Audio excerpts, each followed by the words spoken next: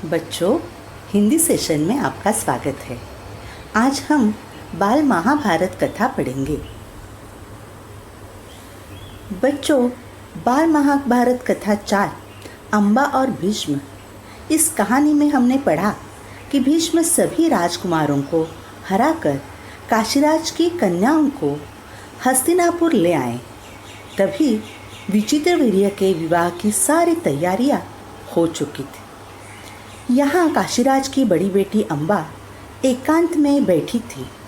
उसने अपने मन की बात भीष्म को बताई कि सौभदेश का राजा शाल्व को मैं अपना पति मान चुकी है।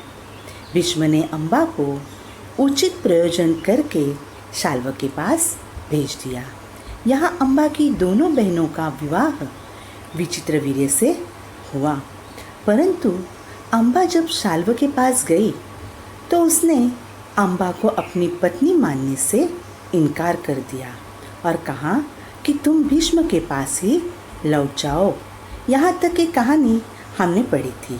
अब हम आगे की कहानी पढ़ना शुरू करते हैं। बेचारी अम्बा हस्तिनापुर लौट आई और भीष्म को सारा हाल कह सुनाया। उन्होंने विचित्रवीर्य से कहा, वत्स, राजा शाल्व अम्बा को स्वीकार नहीं करता।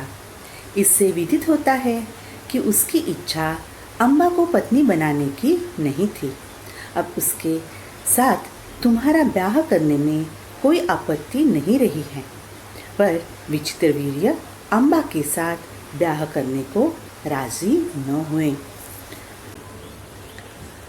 अम्बा हस्तिनापुर लौट आई और हस्तिनापुर लौट आने के बाद उसने भीष्म को सारा हाल सुनाया। फिर भीष्म विचित्रवीर्य के पास गए और उसे कहा कि राजा शाल्व अम्बा को स्वीकार नहीं करता। इससे पता चल रहा था कि शाल्व की इच्छा अम्बा को पत्नी बनाने की नहीं थी। अब उसके साथ विवाह करने में तुम्हें आपत्ति नहीं है, ऐसे किसने कहा? भीष्म ने विचित्रवीर्य से कहा। परंतु विचित्रवीर्य अम्बा से विवाह करने के लिए तैयार नहीं हुए। उन्होंने अम्बा को अपनी पत्नी मानने से इनकार कर दिया। बेचारी अम्बा ना इधर की रही ना उधर की। कोई और रास्ता न देख वह भीष्म से बोली, गांगेय, मैं तो दोनों ओर से ही गई, मेरा कोई भी सहारा न रहा। आप ही मुझे हर लाए थे, अतः अब आपका यह कर्तव्य है कि आप मेरे साथ ब्याह कर ले। बेचारी अम्बा ना इधर की रही ना उधर की। वह भीष्म से बोली, गांगेय।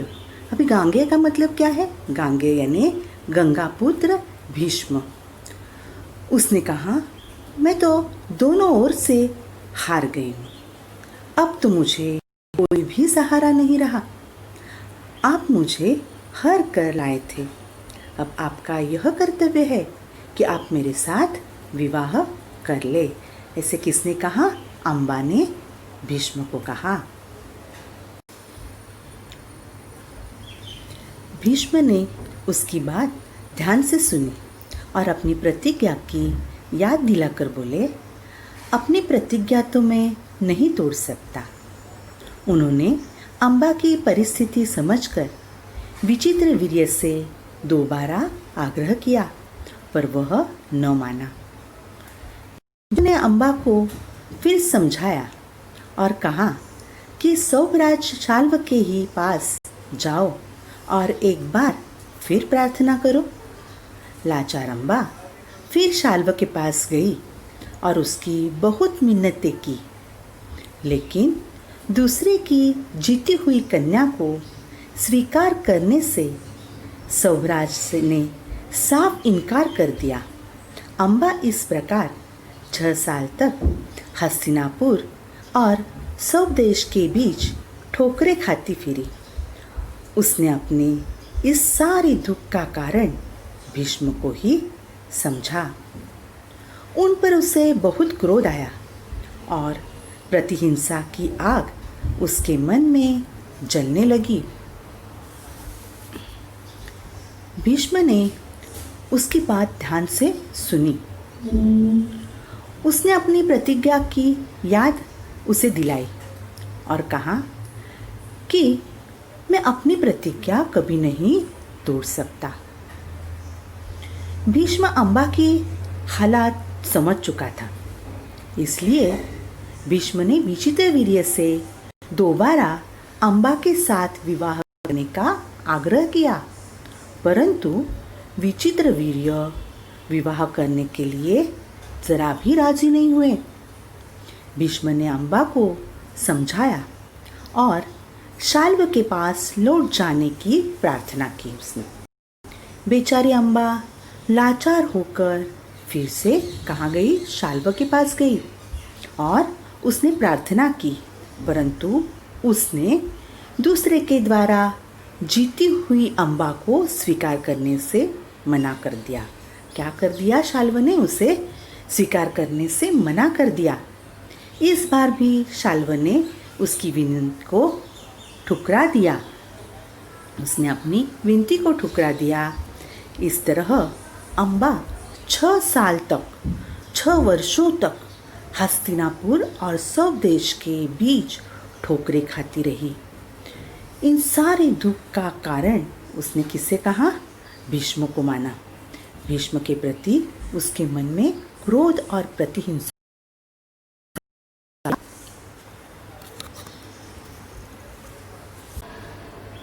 भीष्म से बदला लेने की इच्छा से वह कई राजाओं के पास गई और उनको अपना दुखड़ा सुनाया। भीष्म से युद्ध करके उनका वध करने की उसने राजाओं से प्रार्थना की, पर राजा लोग तो भीष्म के नाम से ही डरते थे।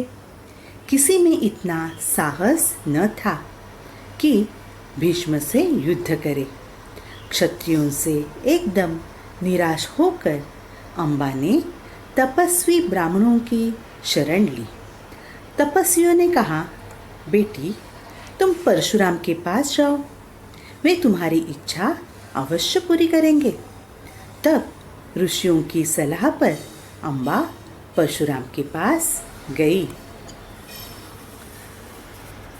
अब अम्बा के मन में भीष्म के प्रति क्रोध और हिंसा की भावना जाग उठी थी। भीष्म से बदला लेने के लिए अम्बा राजाओं के पास गई और उसने अपना सारा दुख का कारण उन्हें बताया। उसने भीष्म का वध के लिए राजाओं से प्रार्थना भी की, परंतु राजा लोग भीष्म के नाम से ही क्या होते थे? बहुत डरते थे। भीष्म से युद्ध करने का किसी का भी साहस नहीं था। फिर अम्बा निराश होकर तपस्वी ब्राह्मणों की शरण में गई। ब्राह्मणों ने उनसे परशुराम के पास जाने की सलाह दी। फिर ऋषियों के कहने पर अम्बा परशुराम के पास चली गई। अम्बा की करुण कहानी सुनकर परशुराम का हृदय पिघल गया। उन्होंने दयार्द स्वर में कहा, काशीराज कन्या, तुम मुझसे क्या चाहती हो? अम्बा ने कहा, ब्राह्मण वीर, मेरी प्रार्थना केवल यही है कि आप भीष्म से युद्ध करें। मैं आपसे भीष्म के वध की भीख मांगती हूँ। अम्बा की दया भरी कहानी सुनकर परशुराम का मन क्या हुआ? बहुत ही प्रभावित हुआ। उन्होंने दयार्द स्वर में, अभी दयार्द स्वर यानी क्या कि करुणायुक्त स्वर में उन्होंने कहा, तुम मुझसे क्या चाहती हो? अम्बा ने कहा कि मेरी प्रार्थना यही है कि आप भीष्म से युद्ध करें। मैं आपसे भीष्म के वध की भीख मांगती हूँ।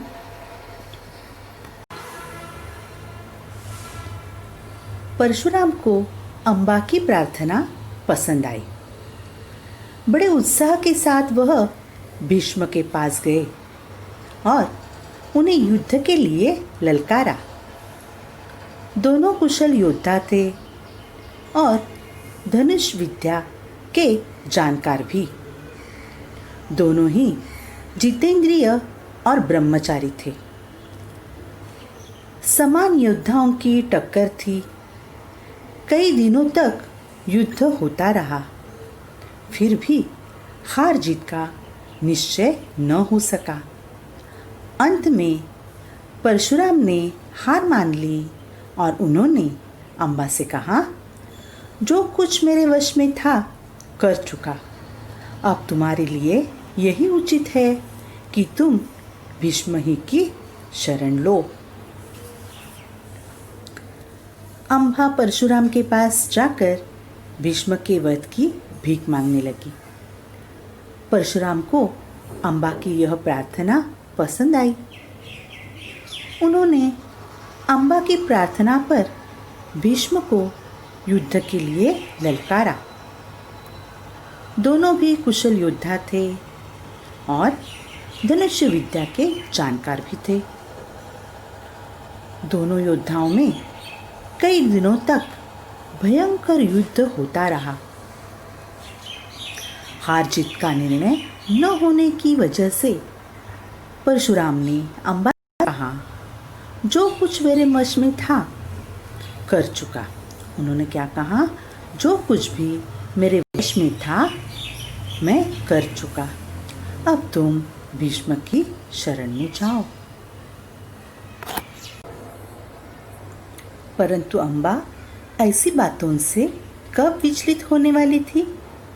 उसने वन में जाकर फिर तपस्या शुरू की और तपोबल से स्त्री रूप छोड़कर पुरुष बन गई और उसने अपना नाम शिखंडी रख लिया।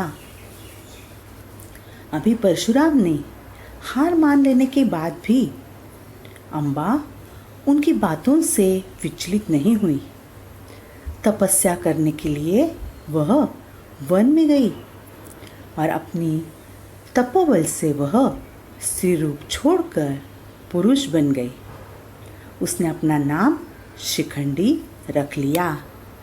अम्बा ने अपना शरीर त्याग दिया। पूरा शरीर अम्बा ने त्याग दिया। जब कौरवों और पांडवों के बीच कुरुक्षेत्र के मैदान में युद्ध हुआ तो भीष्म के विरुद्ध लड़ते समय शिखंडी रथ के आगे बैठा था और अर्जुन ठीक उसके पीछे। ज्ञानी भीष्म को यह बात मालूम थी कि अम्बा ही शिखंडी का रूप धारण किए हुए हैं, इसलिए उन्होंने उस पर बाण चलाना अपनी विरोचित प्रतिष्ठा के विरुद्ध समझा। शिखंडी को आगे करके अर्जुन ने भीष्म पितामह पर हमला किया और अंत में उन पर विजय प्राप्त की। जब भीष्म आहत होकर पृथ्वी पर गिरे तब जाकर अम्बा का क्रोध शांत हुआ। जब कुरुक्षेत्र में कौरव और पांडवों के बीच युद्ध हुआ तब भीष्म के विरुद्ध लड़ते समय शिखंडी रथ पर आगे बैठा था।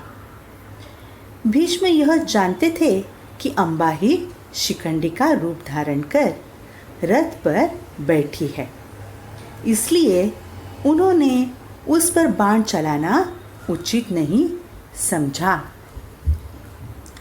इस युद्ध में शिखंडी को आगे करके अर्जुन ने भीष्म पितामह पर बाण चलाया और विजय प्राप्त किया। जब भीष्म घायल होकर धरती पर गिरे तब अम्बा का क्रोध शांत हुआ।